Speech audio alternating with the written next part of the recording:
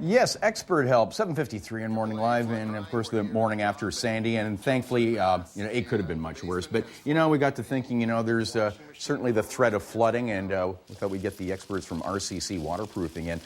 Good to have you back. Richard Gregg, sales manager with RCC Waterproofing. Last time you guys were in, you guys do it all inside and out, and you had the those backwater valve stops, if the worst happens, Sure. that's a plumbing issue. Absolutely. But this morning we're talking about just these signs to look for and preventative measures to protect our homes.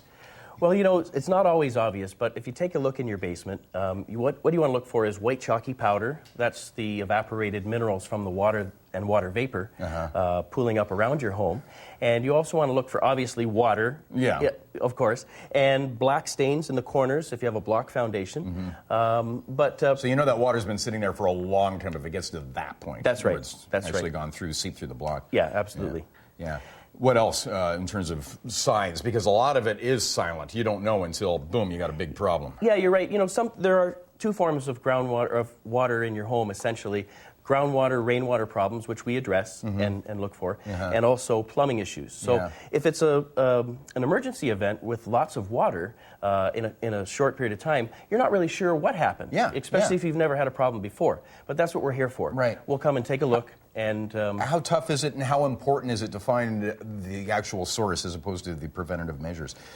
Well, it comes down to a lot of things. Every home comes equipped with a drainage system when it's built.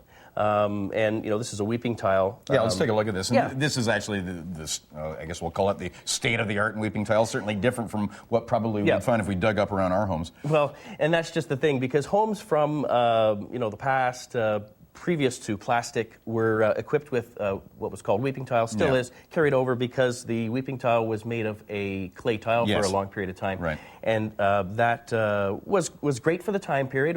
It was state-of-the-art then, but things have changed. Okay. So today we use a series of different things to... So this goes up against your foundation wall? Up against the foundation wall, protects Mother Earth from your concrete foundation, also gives the foundation a chance to breathe, and helps with the drainage to bring the water down to where it belongs in front of your footing outside the home so it can drain away.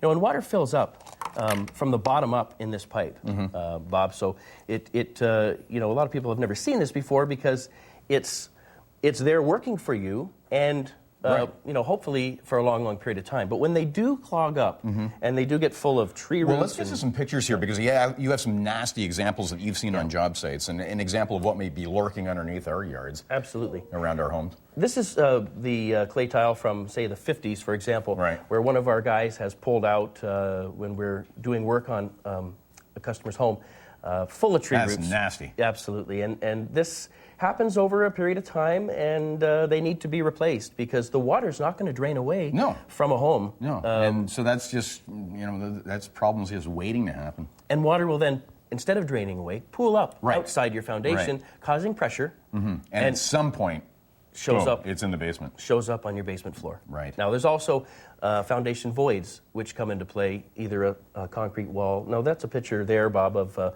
another example of silting, full of mud, full of silt and earth, just over time, and need to be replaced because So in terms of time, if people have the old weeping tile, what is the lifespan of that stuff?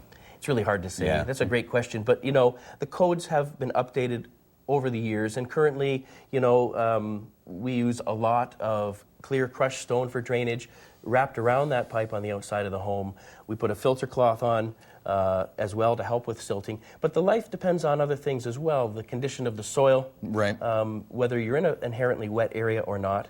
One of the things people can do as well is, get your, it's recommended by most municipalities and cities now to take your downspouts out of the drainage system onto the ground as well, because leaves, especially this time of year, leaves can be a real problem. Yeah. And you got to watch for that. Yeah. I know your website has a wealth of preventative tips. And you guys do free estimates? Absolutely. Yeah.